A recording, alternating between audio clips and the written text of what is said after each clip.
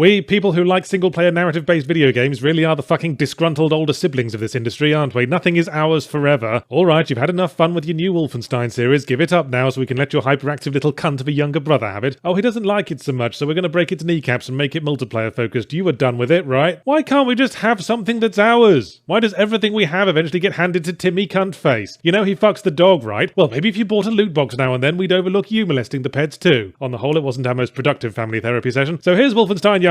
It's Neo-Wolfenstein, but co-op focused. I can count on the fingers of one hand the number of narrative-based franchises that have been improved by making the latest installment co-op focused, and I don't have any fingers on my hand because it's a featureless white circle. Kinda surprised it took you this long to notice. Set 20 years after the notably shit ending of Wolfenstein the New Colossus, America has been liberated from the Nazis, and BJ Blazkowicz, the stale corn dog that walks like a man, is living on a farm with his wife and teenage daughters. Long story short, or rather short story even shorter, BJ up and pisses off one day and his daughters head to occupied Paris to look for him. Now, regular viewers will know I already hold a grudge against this game after E3, when I had to play it for 3/4 of my hour with Bethesda, and it would have gone on longer if I hadn't insisted on switching to Doom, but it turns out I was wise to do that, because if I hadn't, I'd have ended up playing 90% of the fucking plot right there. I assumed the extreme patchiness of the story was due to it being an E3 demo, but no, that was the finished version. Girl 1 and Girl 2 expressed desire to find their dad, smash cut to them meeting the resistance in occupied Paris, having apparently encountered zero difficulties entering a major city controlled by a fascist techno-Nazi oppressor and contacting the underground. Also, they have super suits because their support character brought 2 along precisely in their size despite having no prior knowledge that they'd be going on this trip. Where did you get them? Ask our heroines. The writers didn't care and neither should you, comes the essential reply. After this, we get one more introductory cutscene in which Girl and Girl have a Tomb Raider reboot style case of the Wibblies as they score their first kill, and then away we go to start chalking up Nazis like we're raking the fucking lawn. It all goes towards making the main characters virtually impossible to like, as victories and supersuits are simply scattered before them like rose petals, experiencing zero adversity as they go about their desperate rescue mission to a country occupied by a highly advanced army of brutal fanatics with the air of a pair of college girls guffawing their way to spring break, where they will gigglingly dare each other to drink entire half pints of 5% cider, making rather a stark contrast to BJ's never-ending stream of hardship in his last few games, during which the only reason he wasn't constantly sobbing in futile rage is because scar tissue had welded his tear ducts shut. I place the blame for all of this squarely on the co-op focus. Can't waste any fucking time establishing characters. Timmy Cuntface might be getting distracted by thoughts of juice boxes or Samurai Jack. And the bitterest pill to swallow is that this co-op gameplay upon whose altar Wolfenstein has gutted itself didn't even need to be co-op at all. That's obvious from the start when it asks, which sister do you want to play as? Don't worry, they have exactly the same abilities and would be equally intolerable if you were sitting next to them at a wedding. What that says to me is that this is the kind of co-op shooter that's basically just a boring single-player shooter with an increased number of bullet sponge enemies and a lot of the prerequisite very heavy doors, and lots of rooms with 2 switches on opposite walls, never so far away that they couldn't easily have been 1 switch. And for the sake of this, and this alone, we are forced to put up with the trappings of co-op even when playing offline. The inability to pause, only being able to track 1 mission at a time, and lest we forget having to drag a permanent AI partner around that sticks to you like a genital wart and won't go away no matter how hard you windmill. An AI partner with a scrappy-do level of appreciation for their own ability and to whom you have to give constant healing fist bumps lest they steal all your lives. Oh yeah, let's add a nice big black mark for that, a brown mark smeared on with a white-knuckled fistful of turd. There's a live system that you and the old ball and chain have to share. Run out and you have to start the mission all over again. Oh, did you originally go into the mission with 3 lives? Well, now you have to restart it with 1, fuck you. But why Wolfenstein Youngblood? Because we hate you, player. We hate that you exist.